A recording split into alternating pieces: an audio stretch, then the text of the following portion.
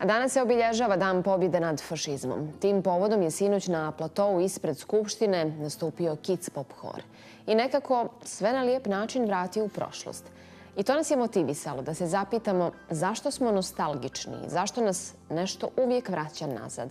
O tome sa NLP mentorkom Aleksandrom Anđelić. Aleksandra, dobro jutro. Dobro jutro. Mnogi su, kao što rekao, smo nostalgični prema tim nekim davnim vremenima. Koliko smo realni kada na taj način posmatramo? Pa, nostalgični smo uglavnom prema ljudima, prijateljima, porodici, emotivnom partneru i slično. I onda jednostavno, pošto su praznici, nekako smo više okrenuti sebi, imamo više vremena koje provodimo ili sami sa sobom ili sa ljudima koje volimo.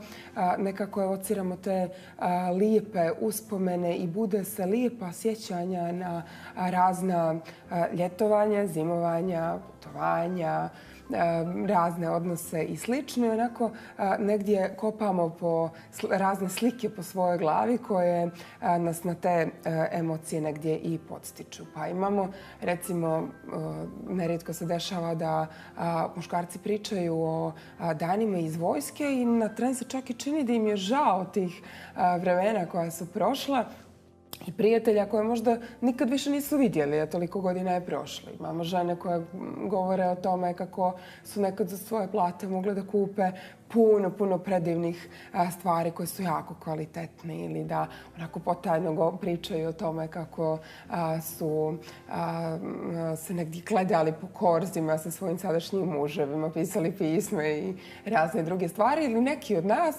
imamo sjećanje kako smo recimo za 1. maj odlazili na sela, kao djeca pravili razne vragolije, ložili logorske vatre i još po nešto.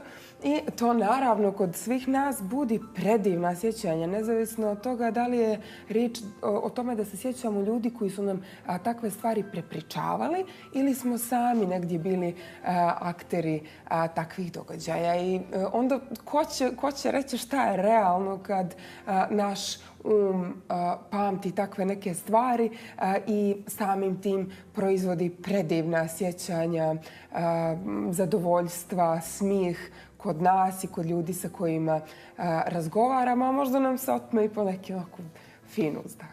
A šta nas inspiriše da potisnemo možda neka loša sjećanja?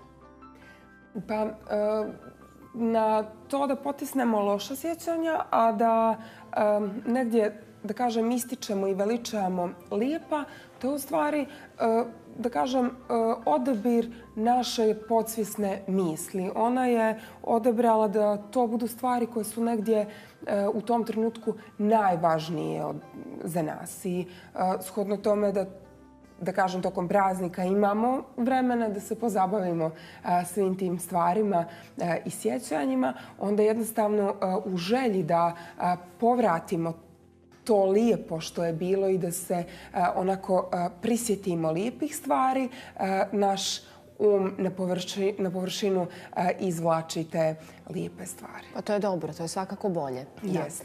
Da li je privrženost nostalgiji zapravo neki strah od budućnosti, od onoga što stiže, što nam je nepoznato? Pa, skorija istraživanja kažu ipak da je riječ o nečem što je ljekovito i da sve više se u stvari polaže negdje na to da kad se sjećamo stvari iz prošlosti,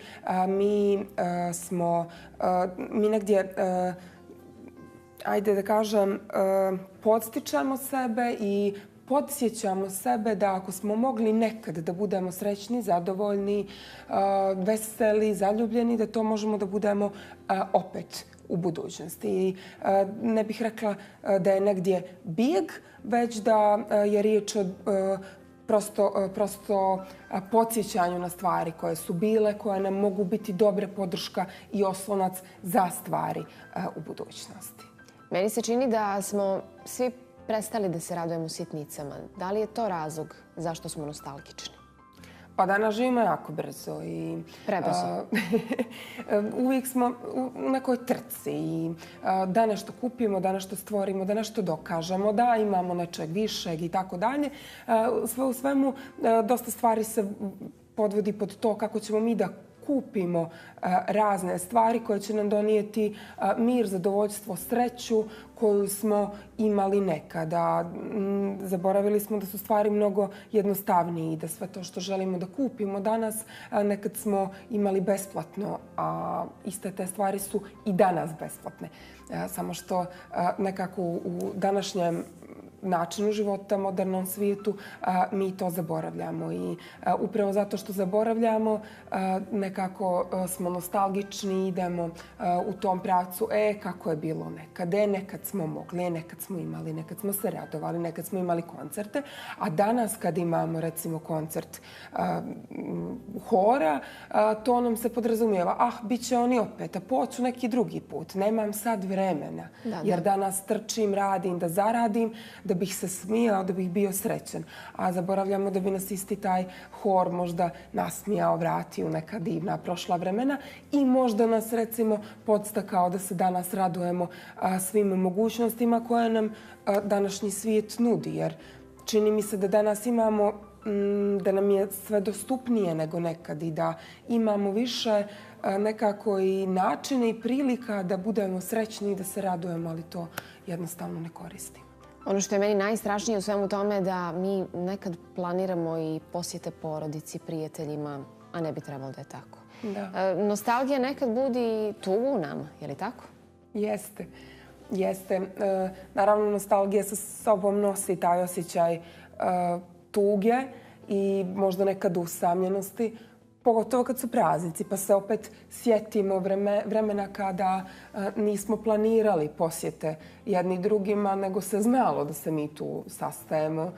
Znalo se da ćemo biti jedni kod drugih, nismo se najavljivali jedni kod drugih, nego smo itekako bili podrška jedni drugima i nekako se znalo da smo zajednica i da smo zajedno mnogo jači nego kao pojedinci. I negdje je logično da ta nostalgija i budi tugu. Međutim, opet istraživanja kažu da pored toga što budi tugu, mnogo više kod čovjeka ostaje taj osjećaj sreće i zadovoljstva na sjećanje na lijepe dane, jer im to, s druge strane, daje upravo tu sigurnost koja im je potrebna i podsjeća ih da ako su mogli nekad, mogu i sad. I recimo kada radim sa klijentima i kada je riječ, kada nisu sigurni da sada recimo imaju dovoljno samopouzdanja, sigurnosti, vjere u sebe da urade nešto u budućnosti, da ostvare neki cilj, onda se mi obično vraćamo u prošlost gdje oni traže konkretnu situaciju kada su zaista bili srećni, kada su bili, da kažemo, uspješni ili bili sigurni u sebe i svoje sposobnosti da će nešto da urade. I onda im to daje odmah na startu onako odskočnu dasku i podršku da ako su mogli tada, moći će i u budućnosti. Ono što se meni najviše sviđa u ovim razgovorima sa tobom, nema više smisla da ti persiram, je to što uvijek nađeš rješenje i neki podsticaj, neko ljepše si jutra. Hvala ti na tome. Hvala tebi puno.